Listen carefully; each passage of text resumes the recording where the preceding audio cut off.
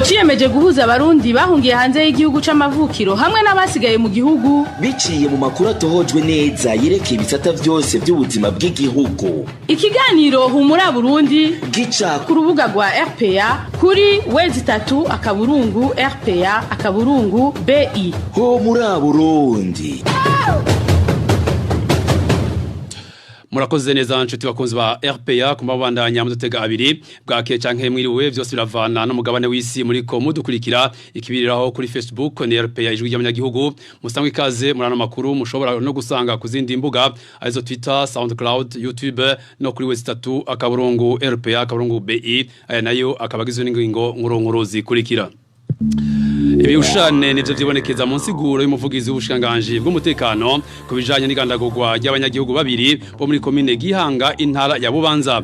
Hagataho mu polisi yarashe abantu babiri izuba rivango biragaragara ko ashigikiwe n'ubutegetsi bw'Ibujumbura ubundi hoho ngo aba yaramaze gufatwa agashengezwa mu butungane byo bishikirizwa n'abanonosoye ivya mategeko.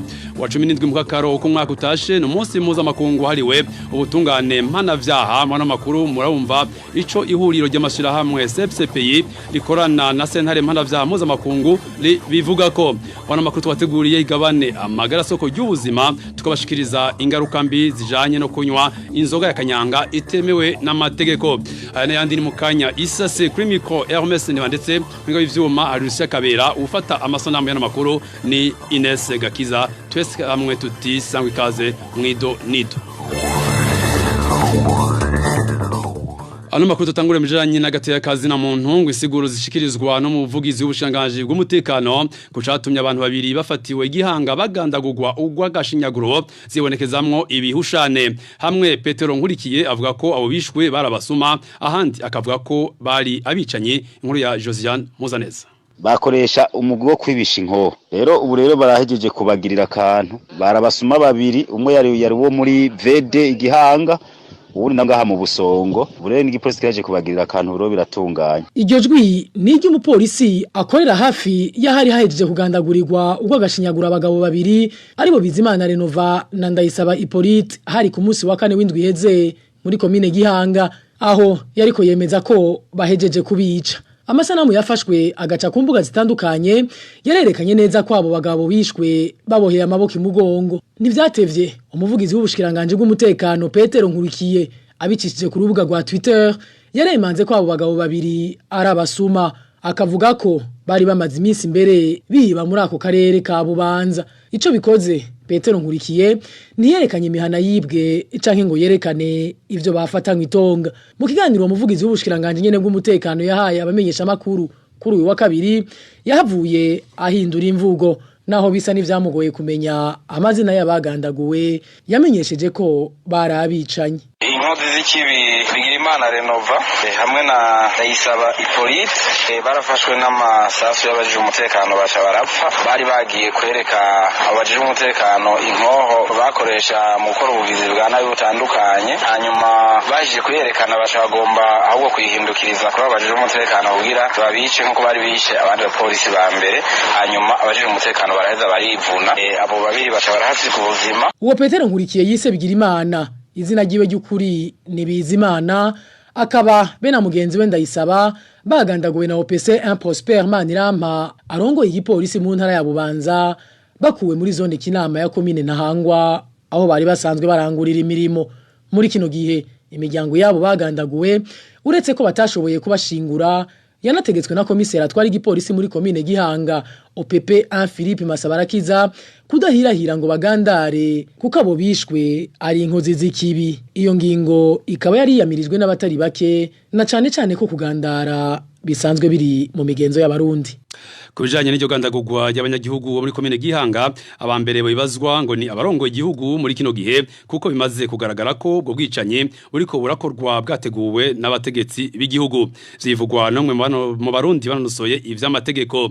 Umushinga manza Siriyake nibitegeka avuga ko iyo aba atakuboko kwa leta kurimwo wakoze ubwo bwicanyi abaramaze gukubitwa intahe mu gahanga. Siriyake nibitegeka y'amategeko ariko arakora mu gihugu ubwa mbere nta nivyo yari kubahuka. Rero kubona yaravyubahutse kandi ni isaha turiko turavugana akaba ari karidegemvya ni bimwe zerekana yuko ari politike y'igihugu.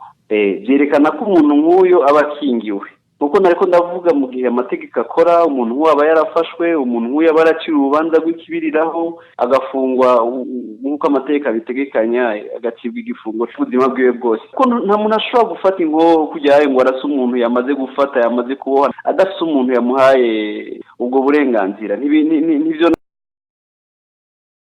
nivyo kunda hariho umuntu aba yavuze ati uwo muntu mukureho kandi niko vyama bigenda igihe cyose hanyuma ibyaha nk'ivyo mwibuke yuko sentare mpuzamakungu irikiragira amatohoza ku Burundi ku vyaha vy'agahomera bunwa rero kwica umuntu nka kurya ni ivyemezo bigaragara yuko mu Burundi hariko haraba koko ivyaha vy'agahomera bunwa kandi ivyo vyaha bikaba kubera ku rwego Maître Siyake nibitegeka amenyesha ko atagitangaje na kimwe kirimo kuko hamwe Petero Nkurikiye yohirahira akegeka ayo makosa kuri leta nawe nyene bashobora kumujaniranya n'ubu Siyake nibitegeka Pierre Nkurikiye kuva agiye muri cya cicaro arimwo biragaragara yuko ari umuntu aguma asigura gusa agomba gusiga amavuta ibintu biriko birakorwa n'ubutegetsi kandi mu Burundi none yovuga gute abantu bafashwe bagafatwa n'inzego z'umutekano hakaba ari ivyemezo byuko bari bariho hakaboneka n'ibindi vyemezo bapfuye nta yindi siguro mbona yari gutanga ntibinakunda urumva nawe nyene yoba yiyahuye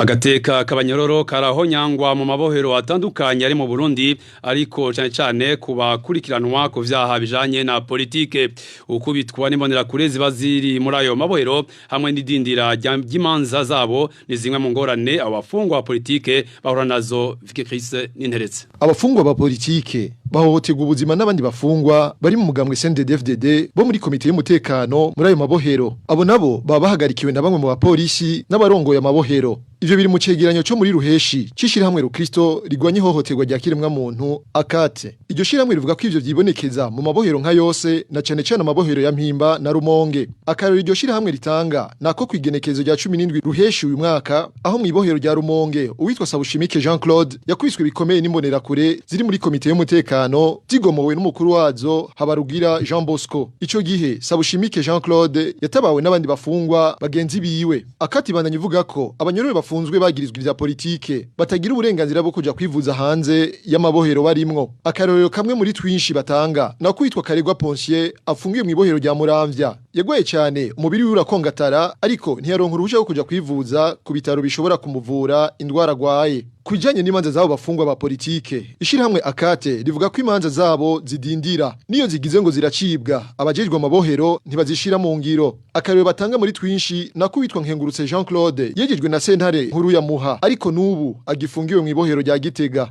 ishirahamwe akate risaba leta y'u Burundi cyane cyane abarongoye amabohero hamwe n'ubutu ahanini bagizwe ivyaha bijanye na politike akate risaba kandi ko abafungwa bohabwa uburenganzira bwo kwivuza hagashigwa mu ngingo zafashwe n'ubutungane mu kurekura abejejwe hamwe no guhana bimwe vy'akarorero abahohotera abo bafunganywe Mujanye n'ubutungane naho igenekezo rya 17 mu Kakaro no munsi wahariwe ubutungane mpuzamakungu mpanavyaha ubwicanye ndengera butungane kunyuruza abantu bakaburwa irengero ni bimwe mu vyaha bihanwa n'ubutungane mpuzamakungu abanira agateka kazi na muntu bakavuga ko bikora ukurikirane kuva 2015 mu gihe mukuru w'igihugu n'inziza yiha twari ikiringa temerewe n'amategeko hake hatangura kuba ihohoterwa ry'abantu baricwa abandi barafungwa abandi barabugurengere nta butungane buhari ubu gushika no munsi rero kuva muri iyi minsi ya nyuma hoho kuva hagiriyeho umugambo wa batorwa SNL bace batangura babafunga abandi babangaza abandi babugurengere ibyo bikaba ubutungane ari uburi atatu bushoboye gukora kubera leta ibyivangamwe ikababuza igende bakora ariko rero turashima intambwe ubutungane mpuzamakungu bugezeho kuko dufite amakuru y'uko n'ifatwa ry'abagize ibyari nitashobora gusohoka mu manyero wose turashima rero iyo ntambwe tugasaba yuko baguma batera intambwe kugira ngo abakoze ibyaha bahanwe kuko mu gihe abakoze ibyaha badahanywe biba ari intigi icyo bibandanya bikorwa kakaba karorero kabi rero turasaba yuko iyo ntambwe yokomeza ariko tukongera tukanasaba leta y'u Burundi yuko yokwiye kubita gashi ikabona yuko ubucamanza bwo kwigenga bagakora akazi kabo kuko mu gihe ata ubucamanza buhari abantu bigenze ko bashatse rero turasaba leta y'u Burundi yuko yokwiye kubita gashi ikabona yuko tutokwama muri izo njyana iminsi yose bamwe ariko barahohotera abantu bakareka ubutungane bugakora Yaramushingamanza naragoma Jean Marie Vianney ajejwe ibikorwa mu ihuriro ry'amashyirahamwe mu Burundi akorana na sentare mpuzamakungu mpanavyaha mu kanya isase amakuru ajanye n'amagara y'abantu. Humura Burundi. Murukurikirane twatanguye mu ntango zino ndwi ko kwerekana uko gisata c'amagara y'abantu cifashe mu Burundi uno munsi turababwira ibijanye n'ubukene bw'imiti muri imyaka 3 ikurikirana abanyagihugu n'abasanzwe badandaza imiti bagumye batabaza ko imiti yankenerwa itaboneka neza. Rachel Kagisi kuva mu ntango z'umwaka w'2019 ahatari hake mu gihugu abagwayi baratabaje ko hibonekeza ubukene bw'imiti cyane cyane yitwa specialite abaganga baba bandikiye abagwayi itaboneka abatabaje kurusha abandi n'abagwayi bafise ingwara zimara igihe kirekire kandi zidakira ico bita maladie chronique mu rurimi rw'igifaransa. Amakuru yemejwe no mwaka n'abasanzwe badandaza iyo miti nkenegwa nuko bari bafise ingorane yo kuyirangura kuko bataronka amahera y'agaciro icatuma n'imiti mike yaboneka yaciduga ibiciro. Ikibazo c'ubukene bw'imiti carateye uruhagarara mu gihugu aho umushikiranganje w'agateka kazi na muntu Martin Vyabandi yemeje imbere y'abashinga amateka ko leta idafise uburyo bukwiye bwo kugura iyo miti ariko igihambaye ariko imiti yitwa generique yoboneka mu gihugu. Mu mwaka w'2018 iyo ngorane y'ubukene bw'imiti naho nyene yaravuzwe abavyeyi baja kwibaruka hamwe n'abafise ingwara zimara igihe kirekire bari mu bacumukuye. No mu mwaka w'2017 ingorane y'ubukene bw'imiti yateye uruhagarara gushikaho abanywanyi ba mituwere basemerera bavuga ko batagihabwa imiti baba bandikiwe n'abaganga. Ico gihe abari barongoye iryo shira hamwe baratunganije inama mu kwezi k'umunani mu vyihwejwe hakaba harimwo iyo ngorane y'ubukene bw'imiti. Mu gisata cindero naho ngo kureka abanyeshure mu ishure shingiro bunguruzwe batabikwiriye ngo biza kunigira mu menshi kazoza kabo abanyeshure. Zivugwa n'umwigisha Ilaria Nibizi yahoze anarongoye sendika yabigisha Stebe akabivuza inyuma yaho abigisha byamirije ishigwa mu ngiro y'ingingo y'ubushikanganje bw'indero yo kwa 8 Nyakanga mwaka 2017 ya uburenganzira abanyeshure bwo kunguruzwa hatisunzwe igitigiri c'ivyigwa bayobewe. Ilaria Nibizi avuga ko ivyo ari ugusuzugura umwuga wo kwigisha. Akanenge mbona muri iyo ngingo nuko uko iminsiza ubushikiranganje bujejwe indero butitaho ubumenyi n'ubushobozi ku mwana uravye icigwa icyo cyose. Mu gihe umwigisha atanga icigwa ciwe hari uburyo akoresha kugira arabe ko umwana yomenya. Igihe rero umwana adashoboye kuronka amanota mu vyigwa bizwi ko ari nyamukuru ntushobora gufata ngo yaronse amanota muri byose utaravye ico yaronkeye amanota icarico. Nimba yayobe ibiharuro ivy'indimi wumva bimaze iki yuko bamwunguruza. Ingaruka mbi rero z'ivyo tusanga rero uwo mwana ubwo bumenyi ataronse atazokwigera abwongereza mu mwaka ukurikira. Unaniwe intambwe ya mbere ntushobora gushobora intambwe ya kabiri. Iyi ngaruka yindi kurondera kwiba ku mwaka ukurikira atabishoboye kugira ashobore kunguruzwa kwa kumva yuko umwana nawe nyene afise icahombye mu buzima bwiwe. Kindi naco nuko igisata c'indero gitituka amanota y'abanyeshure yakorotse mu bisanzwe. Iyo bafashe ingingo badasezeranye n'abigisha ari bo bene gufata ingingo mu byo kwigisha gushika umwaka uhere uko no kubasuzugura. Gusuzugura kwa kabiri no kwima agaciro ivyigwa abigisha batanze. Nk'impanuro mutanga zo barizahe hokogwa iki cyokorwa nande? Impanuro ya mbere mushikiranganje w'indero ariyo ya leta y'u Burundi nuko iyo ngingo banza bakayihagarika. Eragira ikwiraroga bicarane n'abigisha n'abagenduzi n'abaserukira abavyeyi n'abaserukira abanyeshure barafise inzego bategerezwa guhuriramwo bicarane ku neza y'abanyeshure no ku neza y'igihugu. Barabigituma abanyeshure bataronka amanota meza hama basubira kuraba iciza cyokorwa kugira abanyeshure baronka amanota meza ari benshi hanyuma bunguruze abana. Hakurya y'igihugu c'u Burundi naho mu gihugu ca Tanzania havugwa umuryango w'impunzi z'abarundi basanzwe baba mu kambi ya Nduta mu gihugu ca Tanzania bamaze igihe baturatura mu gisagara ca Dar es Salaam basaba kwerekwa imva y'umwana wabo bari bagiye kuvuza ariko ahava yitaba Imana ahambwa batabizi. Ubu rero umuryango ukavuga ko umutekano wabo utubahirijwe. Baratazar Miura Numuryango ugizwe n'abana babiri umukuru yegereje imyaka 5 n'ukurikira nawe akaba yaba imyaka 3. Bari kumwe rero n'abavyeyi babo. Bari bagiye mu gisagara ca Dar es Salaam bagiye kuvuza umwana agwaye.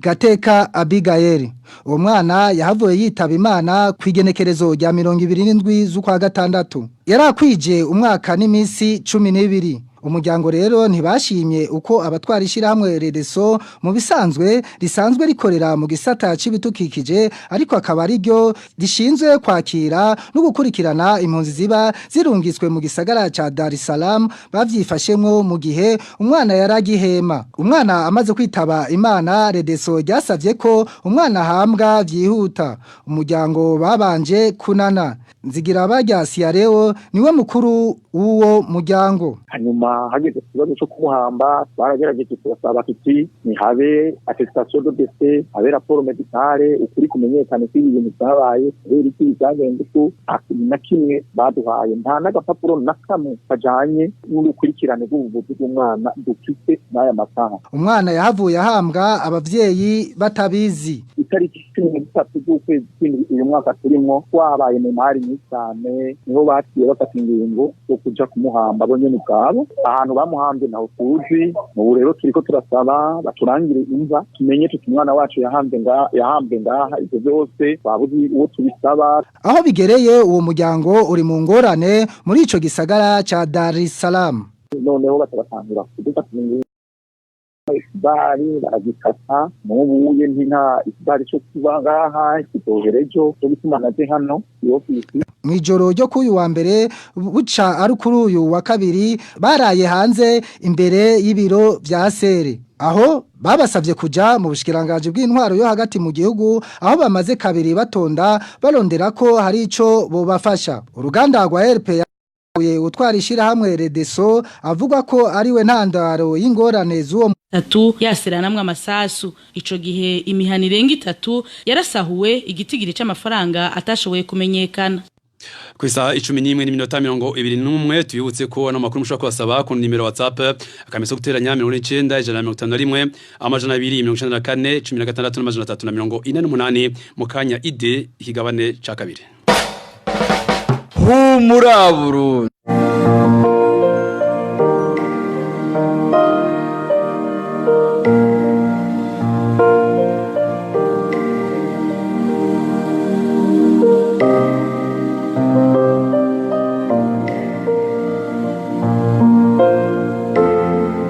Uburundi buri mu bihugu bifise abantu bakunda kunywa inzoga. Hoza yerekana ko badutangura bakiri bato cyane nko ku myaka 7.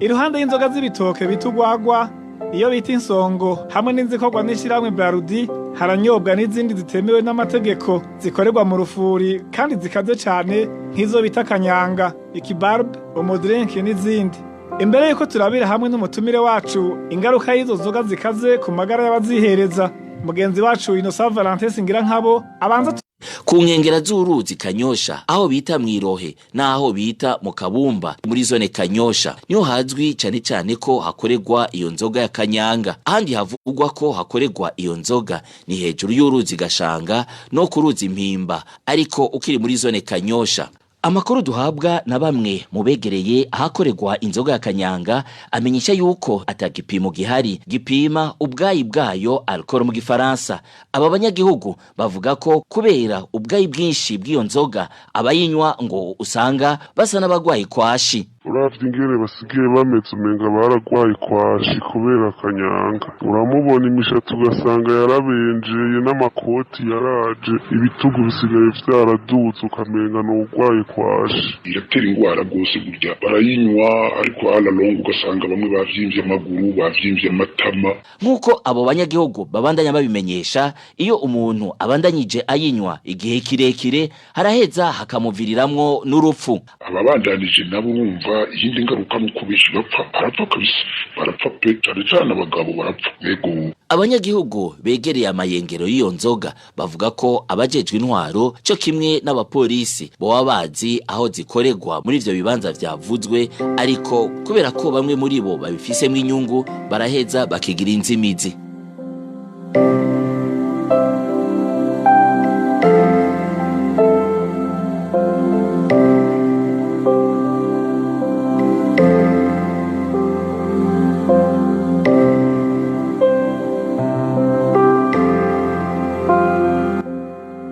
iyo nzoga itemewe n'amategeko bita kanyanga ifise ingaruka nyinshi mbi ku magara y'abayihereza kuko yonona ibihimba by'umubiri uhereye ku bironka amaraso menshi nk'ubwonko, igitigu, umutima n'ibindi. Muganga Habarugira Juvenal agereranya ico kinyobwa n'inzoga zikaze cane bita whisky. Aratwiganira hano n'inkurikizi igera ku magara y'abakunda kuyihereza. Ikinyobwa ca kanyanga n'ikinyobwa kimeze co kimwe n'amarikere ariyo bitwita za whisky zikomeye cane, novuga mu binyobwa bikaze. Nogereranya ubukari bwaco hafi n'ikinyobwa c'injabuka zitwa whisky, biba bifise ubukari bunganya n'iya whisky. Iyo rero umuntu ayinyoye nyuma y'iminota 20 cangwa 15 iyo atariye cangwa inyuma y'iminota 30 gushika ku isaha iyo yariye, kubera ko umuntu ingeba yariye ziratevya ico kinyobwa kwinjira mu maraso. Nyuma y'iyo minota rero iri hagati ya 15 n'isaha ico kinyobwa cyacinjira mu maraso giciye mu mitsi itwara amaraso, kigaca gikwiragira mu bihimba byose by'umubiri, na cane cane ibironka amaraso menshi nk'ubwonko, igitigu, umutima n'ibindi. Eka noneho n'insogi ibi twita mu gifaransa intestin, umushishita ari twita estomac, nabyo nyine birashikirwa bikababuka. Iyo rero ico kinyobwa gishitse mu bwonko kinganya ubukari ku bwonko n'urumogi bitwa cannabis mu gifaransa cyangwa ibindi biyobyabwenge. Mbere bigaca rero bitangura kuzana urudavagi rw'ibibazo, na cane cane ukagabanura uko umuntu abona, bikagabanura uko umuntu atambuka, uko yimvira. Ahasi nibagira yuko iyo umuntu amaze kukinwa aca yitwara nk'umuntu amenyereye abantu bose bahari, agatangwa kugira ikibazo cy'amajambo avuga, ikibazo cyo gutambuka, ikibazo cy'ukuntu abona ibintu n'insigura biha. Muri make novuga yuko iyo umuntu anyoye ico kinyobwa aca mu biringo bitatu. Ikiringo ca mbere nico twita phase d'excitation mu gifaransa, ni nkaho umuntu abasa n'ukabuwe. Ni mu gihe ico kinyobwa kibe kiri hagati ico twita alcool, no kuvuga ubukari bw'ico kinyobwa buba buri hagati y'ubusa n'ibicindwi mu maraso. Ico gihe umuntu yitwara nk'uku gukurikira, aravuga amajambo menshi, akitwara nk'umenyereye abantu bose bahari, akitwara nk'umuntu atanatimwa bujijwe, akitwara mbese nk'umuntu muri make yataye control.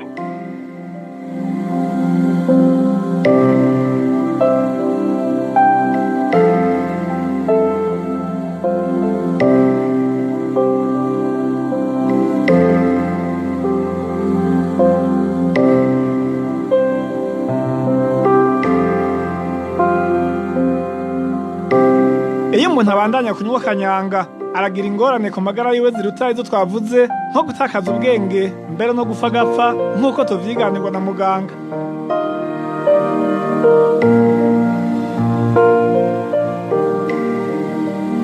Ico gihe rero yabunyanwa ataza kukurikira mu gihe ubukari bw'ico kinyobwa bugeze hagati y'ubusa n'ibice 7 gushika ku magarama 2 ku litiro ry'amaraso, ataza ku kindi gice gikurikira bita phase d'ébriété mu gifaransa. No kuvuga acagira imyitwarire ikaze iruta ya yindi yarasanzwe, ariko aca yerekana ibi bikurikira. No kuvuga ko ibintu byo gutandukanya ikintu n'ikindi bica bitakara, agatangura mbere no kwisinzirirako, agasa nk'umuntu atangwe gusa nk'usinzira buke buke. Iyo akomeje akarenza ya magarama 2 kuri litiro ry'amaraso, amagarama 2 y'ico kinyobwa akomeje anwa, akaja mu kindi gice kigira gatatu bita phase d'endormissement. Ico gihe ubukari bw'ico kinyobwa buba burengeye amagarama 2 kuri litiro ry'amaraso. Muri ico gihe aca atangura gusinzira, mbere yakomeza agacaga ku kindi gice gikurikira bita coma éthérique, agatakaza ubwenge burundu. Aho abagiye hejuru y'amagarama 3 y'ico kinyobwa muri litiro ry'amaraso. Nico gihe yacize kuja mu bitaro, ajya mu bitaro kuko umutima utangura gukora nabi, guhema bigakora nabi, ubushuhe bukagabanuka, mbere byakomeza atagikozwe no gupfa gapfa. Muri make rero ico kinyobwa kizana inyifato zidasanzwe, harimo kugabanuka kugutandukanya ikintu n'ikindi, bigaca bituma ari nk'umuntu ari mibarabara ashobora kugira accident. Abahinga bageranya ko 40% y'abantu bapfa mu Bufaransa bapfiye kwibarabara bapfa kwera babanyoye. 35% bagira amasanganya y'imodoka mugo ntabice biba byavuye ku nzoga. Hanyuma 64% mu Bufaransa ngereranije y'abaturira amazu yabo cyangwa bagaturira ivyuma bafite biva kubera inzoga.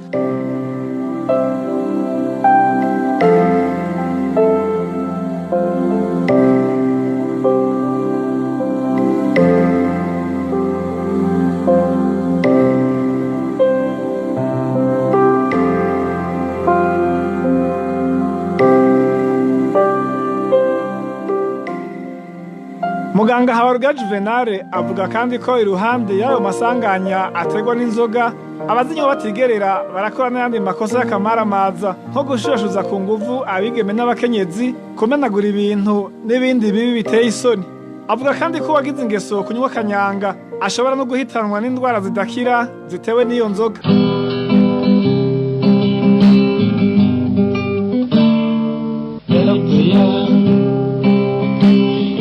Abanyagihugu ni isi ry'abanyagihugu. Urashobora gupfa kubera wagize accident bigiye kubera ko ubwo bwonko butagishobora gukontorora ibyo ukora uri nko kuri vura y'imodoka ugashobora kugonga waba uri muratambuka ugashobora kuva mu kinogo utakibonye waba uri kurateka ugashobora gushira umuriro aho utatezwa kuba ibyo byose urumva ko ibintu bije ubwo nyene ariko hariho n'ibindi bituma bapfa nyuma yo kumara igihe kinini banywa iyo nzoga. Hambavu y'amasanganya ngiye kuvuga hashobora kuza n'ibindi bintu byinshi cyo no kwita mu Gifaransa facteur d'agressivité ukora amakosa atateza gukorwa gufata abantu ku nguvu ushobora gukubita umuntu utazitiye bivuza gukubita kumena ibyo utashobora kumena mbere bishobora no kuzamwo n'abinjije twida kwita ngo ni gukora imibonano mpuzabitsina idakingiye kubera ko ntubu gifite ubwenge bwo gushobora gukontorora ibyo urimo urakora ari naho uca wandurira za ndwara nka sida cyangwa indwara z'imica mu bitsina no gufata abantu ku nguvu nabivuze.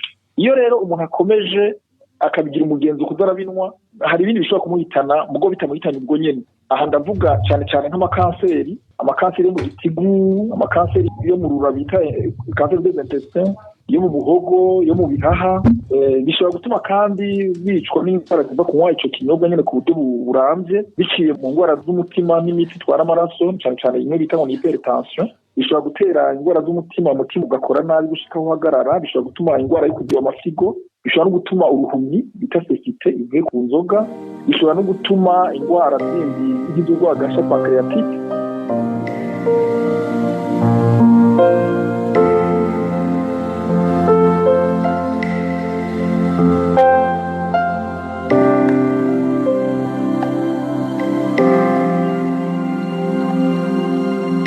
Ikindi kibonekeza ko bamaze gusinzikazwa n'inzoga zikaze no kuvyimba amaguru.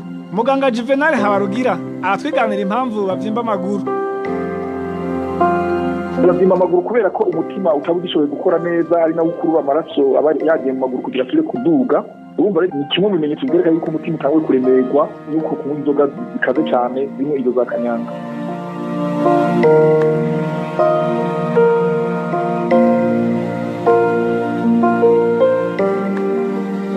Dusozera kino kiganiro umutumira wacu avuga ko inzoga atakamaro zifise ku magara y'abantu. Ku bagore bibungenzeho ngo inkurikizi mbi ni nyinshi cyane ku magara y'umwana babibungenze. Ku bagore bibungenzeho bishobora gutera ibindi bibazo bikomeye cyane kuko bishobora gutuma umugore abyara umwana adakwije ibiro, bishobora gutuma abyara umwana utageze, bishobora gutuma umumama abyara umwana afite ubumuga kubera ko icyo twita ADN ariyo ntimatima y'umubiri iba yamaze gushikirwa n'inzoga. Izo nzoga cyane cyane zikaze izo za kanyanga. Muri make rero twovuga yuko inzoga atari nziza ku bantu baba abantu bakiri bato baba abantu bibungenze baba abantu bakuze ubwo kuva na kera narinda inzoga za n'ibinyobwa. Iyo twe tuvuga inzoga tuvuga bwa bukana bwazo icyo twita tenere analcool etanol mu Gifaransa.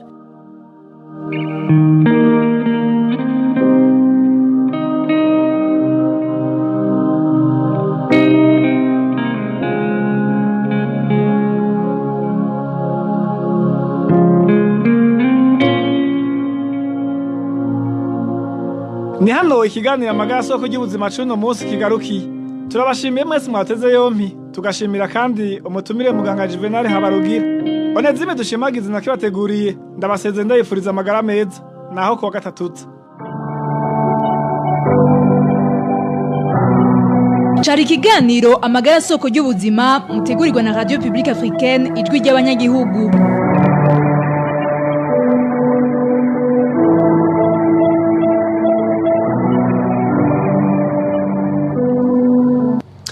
Reka nkengurukire mugenzi wacu Onezime dushimagize n'umutumire wiwe Juvenal Habarugira mu biganiro amagara soko y'ubuzima tunongere shimire kandi bagenzanje bose bakoze ibishoboka byose kugira ngo ano makuru ashobore kuboneka ku mwanya watekanijwe mwenga b'ivyuma hari Rusiya Kabera wafasha amasanamu n'amakuru ni Ines Gakiza kuri mikoma ari kumwe na Hermes Ndetse ndabifurize umugoroba n'icyo ryiza. muri Burundi. Ni ikiganiro gihuza abarundi bahunze igihugu c'amavukiro n'abasigaye hagati mu gihugu biciye mu kubashikiriza amakuru atosoye